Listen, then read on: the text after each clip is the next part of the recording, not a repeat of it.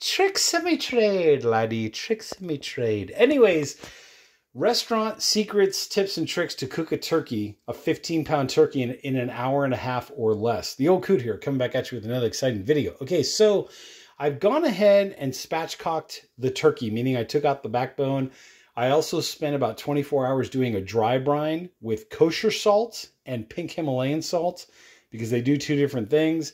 I also went ahead and did another 24 hours of letting the marinade kind of do its thing and get deep inside the turkey, right? Putting it between the skin and the actual meat, and then also just slathering a little light coating all around the turkey as well.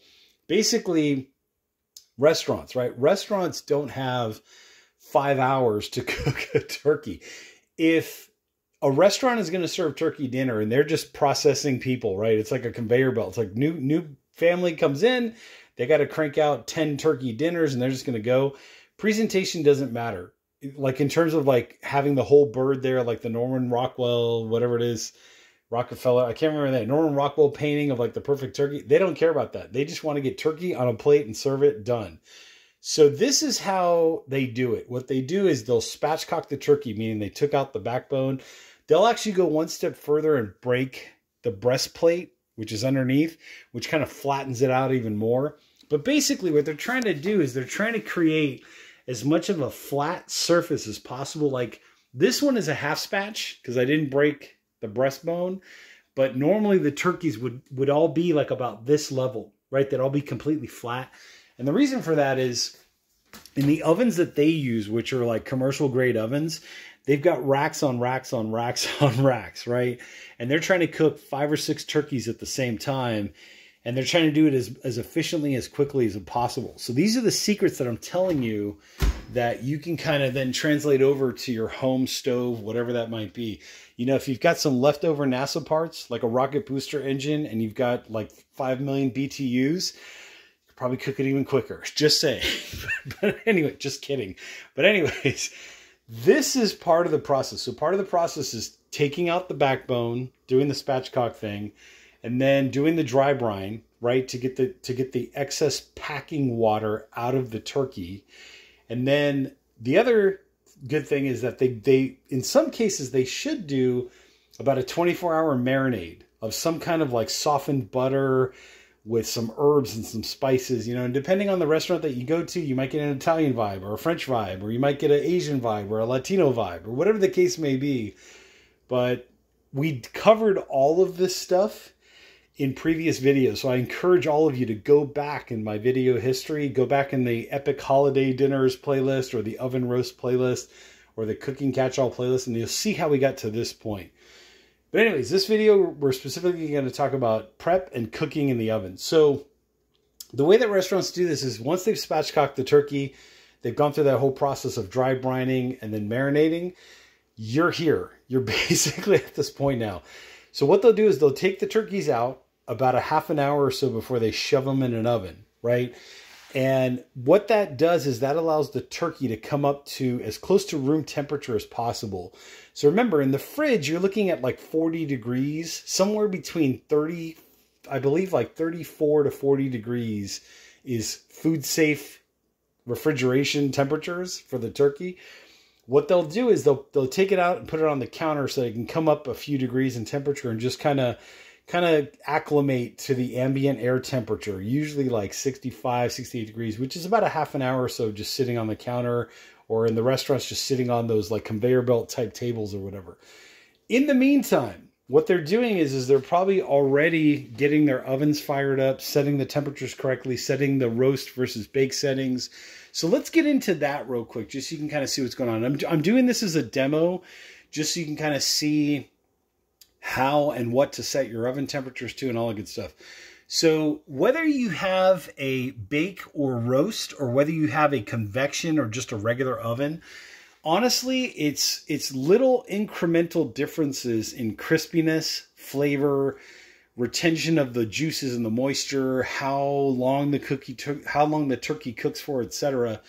But it really, in the end, it really doesn't matter. So if all you have is just a regular bake setting on your upper or lower oven, that's fine. Don't worry. You're not missing much. But if you want to optimize, you just want a little bit extra, we're going to use the roast and the bake. And if you want to optimize even more, just a little bit extra, we're going to use the convection oven as well. So like I said, not necessary, but you could just stick with the regular bake setting. So one of the crucial things here is look at your turkey, right? Look at how tall that turkey is, right? If I had the whole turkey here without taking the backbone out, it would be probably up to here, which means you've got this very high altitude difference of the top of the turkey and the bottom of the turkey. So depending on where you stick it in the oven matters, right? Because the bottom part, if you're only using the bottom heating element, the bottom part may cook faster or slower. The heat rises, right? So the top part may cook faster. It may dry out quicker. So what's going to happen is let me ask you this question. How many of you out there have had the problem of maybe the breast meat is done, but when you get to like the inner thigh or the thigh meat, it's just not cooked correctly. It's underdone. It's raw. It's rare. It's pink. It's whatever. So comment down below if you've had that experience and what you've done to fix the problem. I'll tell you how the restaurants do it. The way they do it is they need to crank out those turkey dinners, right? Family of 12 comes in. They just want food. They don't care how it looks.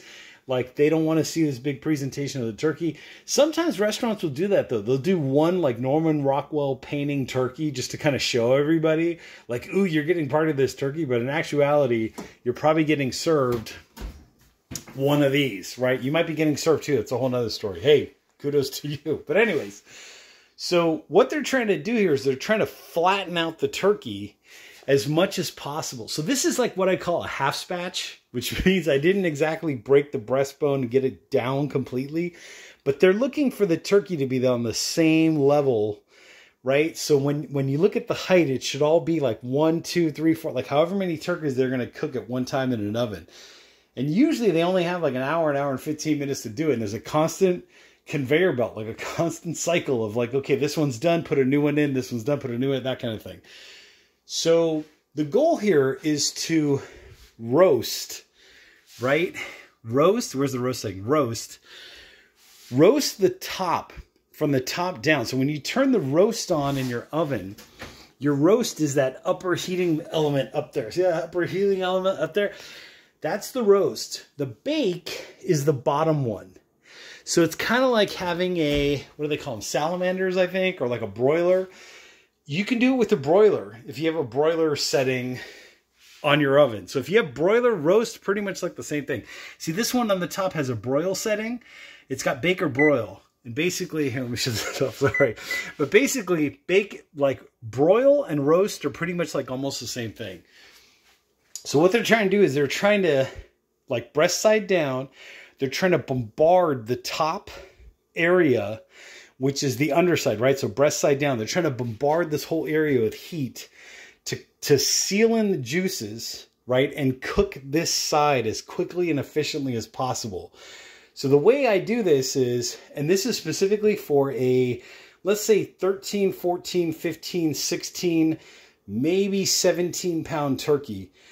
15 minutes set to roast or set to broil if you only have a broil option. 15 minutes, broil the heck out of it at 425 degrees. So 425 degrees. You're like, oh my God, you're going to burn the turkey. It's going to come dry. Trust me, this is how the restaurants do it. This is how I've done it. The key is to set your turkey at the right level away from the roast or the broiler as possible. So how do we do that? You know that this is how tall the turkey is. You want that broiler to be close, but not too close. So what I did was, this is the middle. I went one below the middle. My turkey is basically going to sit between here and let's say right here, which is still about, I would say, half the distance from the top. So from this part of the tray to the top, cut that in half. That's the line where the top of your turkey should be. Got it? I hope so. Okay, rewind the video if you need me to explain that again. So 425 degrees, broil or roast setting, 425 degrees, let it go for 15 minutes. After 15 minutes, you're going to take your turkey out. You're going to flip it over. You may, if you have those industrial-like barbecuing gloves, even better. It just helps you to grab on and flip it easier. I would recommend at least like 2 people do this with you. Like maybe 2 people, 3 people. Grab a pair of tongs, just slowly lift and spin, or this way, however, whatever works easier for you. I like the tongs better than trying to use something like this. This is too flimsy. This is not going to support a 15-pound turkey. So try to use utensils that are meant for what you need to do. By the way, if you're planning your Thanksgiving, now's a good time to buy the OXO Good Grips, tongs, just saying. Links are down below in the description, also in the comment section. Okay, so 15 minutes has gone by. You've been broiling this or roasting it, whatever your oven specifications are. You flip the turkey over, so now it's breast side up. What you want to do now is, close this oven door. What you want to do now is you want to switch over to bake. So whether you have bake as a convection, bake as a bake, bake as a bake, bake is bake is bake. Are you baked? Comment down below. You probably need to be watching these. No, just kidding. Just kidding. But anyways, you're going to set your oven to bake 425 degrees, exactly the same. So now you're going to cook the turkey breast side up 425 degrees for 1 hour.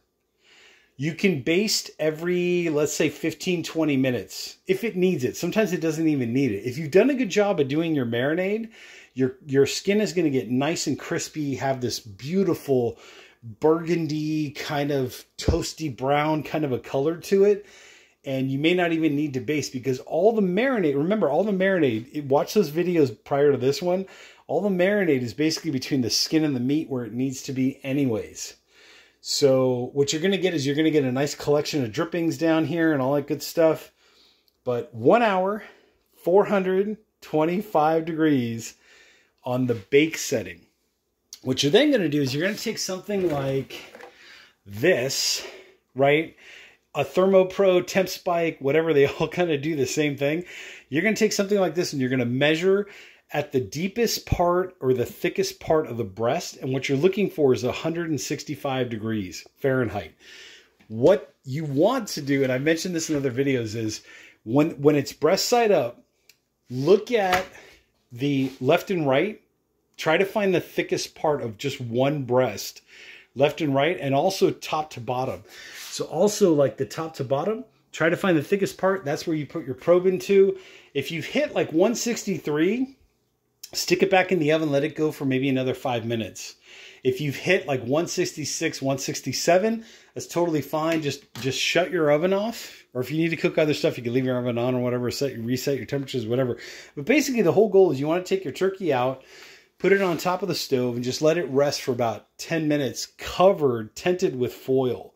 What you're then going to do is after about that initial 10 minutes of that, just that excruciatingly hot, mess that's going to come out of the oven, then what you can do is transfer your turkey over to like a cutting board, but still keep it tented, right? Keep it tented. And the reason for that is that initial first 10 minutes after you take it out of the oven, you're going to get some release of juices, which you want to go into the pan because that's where you're going to make your gravies in that same pan. The drippings, the residual marinade that drips down in there, all that stuff is going to make the best gravy ever.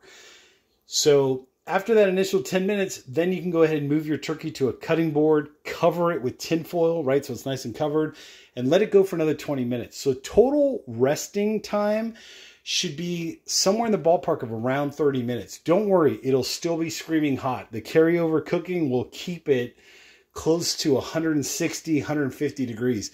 Serving temperature, restaurants, is about 140, right? Food needs to be, if it's hot, it needs to be warmed at least 140 degrees. So don't worry, your turkey will still be okay even that long. If you have a smaller turkey, you're going to have to cross multiply and divide, conjunction, junction, what's their function? But basically the simple rule is just less than half of the total cooking time should be the amount of resting time. So if you cooked it for, let's say, an hour, you should let it rest for at least like 25 minutes. If you cooked your turkey the traditional way, the big mound, you didn't spatchcock it, whatever, and you cooked your turkey for, let's say, 3 hours, theoretically, you should let it rest for about an hour and 20 minutes, something like that, hour and 15 minutes. It sounds absolutely ridiculous, but what you're doing there is you're giving the turkey a chance to reconstitute itself, for all those juices to stay where where they were and where they should be. Think of it like a water balloon. If you take the turkey right out of the oven, you start cutting it, it's going to pop like a water balloon. All the juices are going to come pouring out. You're going to have a dry turkey. It's going to be terrible. That first bite or two might be delicious, but after about an hour, you're just going to get dry turkey. This way, by letting it rest for at least like somewhere close to about half the total cooking time, 30 minutes, 40 minutes, kind of get a sense of what I'm trying to say here.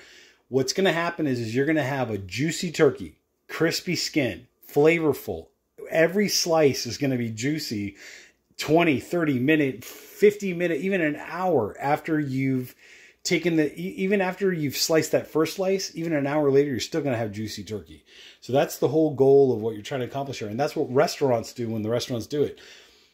Most restaurants too, what they'll do is they'll use the same pan to make their gravy. And then what they'll do is after they've carved the turkey, after they've made their gravy and they've carved the turkey, a lot of times what they'll do is they'll put the turkey back into the same pan to kind of intermingle with that gravy and those juices and everything else in there. And then they'll go ahead and plate it and serve it and et cetera, et cetera. So the turkey that you get like in a restaurant on Thanksgiving Day or any kind of Thanksgiving, meal type thing at a restaurant usually has been out of the oven for at least an hour. At least an hour. So at home, stick to that same principle. Remember, total cooking time for a 15-pound turkey that has been spatchcocked like this, give or take, is around an hour and 15 minutes. So plan your dinner accordingly. What I like to do is I don't tell people when the turkey is going to be ready. What I do is I say, listen, what time do you guys want to eat? If they say 5 o'clock, I know I need to start this process, give or take around 3:15 or so, right? Half an hour, take it out to come up to temperature. That'll put you at 3:45. Then you got an hour 15 cook time, right? And then you've got a little bit of resting time. Let your guests come. 5 o'clock they come, they intermingle, whatever. After about a half an hour, 5:30, everybody's at your house. Boom, start carving the turkey and serve it up. So there you go. I hope this video out there helps someone. ThermPro. I keep saying ThermoPro. It's ThermPro. Thank you for making great products. Also TempSpike. TempSpike makes some good ones too. If you don't want to do the hassle of like taking your turkey out and knowing if it's ready or not or whatever, ThermPro and also TempSpike, they both make like thermometers that you can leave in the turkey, right, as it's baking. And there's an app and it'll tell you when the turkey hits that temperature. You can set an alarm. Go back in my video playlist. You'll see all that information. So anyways, just to quickly recap, you've gotten to this point. Your turkey has dry brined. It's now been marinated. It's 48 hours after that whole process of the dry brine and the marination. You're now ready to cook your turkey on Thanksgiving Day. Take your turkey out about a half an hour before you're ready to cook it. When you feel like you're about 10 minutes away from cooking it, fire up your oven and preheat it. So what you want to do again is go to, let's say we do this in real time. So we're going to roast. I'm going to go to 425 degrees, right? And I'm going to hit start. What's going to happen now is that lower oven roast is going to kick in. I've got my rack set to where I need to set my rack to. Now it's just a waiting game. About 10 minutes, I'll throw my oven in. So you should be preheating. As you can see right there, preheating. In about 10 minutes, I'm going to throw my turkey in and fire that baby. 15 minutes on this side. I'm going to take it out, flip it over, do 1 extra hour at 425. I'm going to reset this to the bake setting and then pull it out, wait about, that's what she said, wait about a half an hour, start carving the turkey. Should be golden after that. Anyways, I am the Old Coot, and I'll catch you all in the next exciting video. Check out the links below, Amazon storefront, description section, comment section. Do your thing, and I'll catch you all in the next exciting video.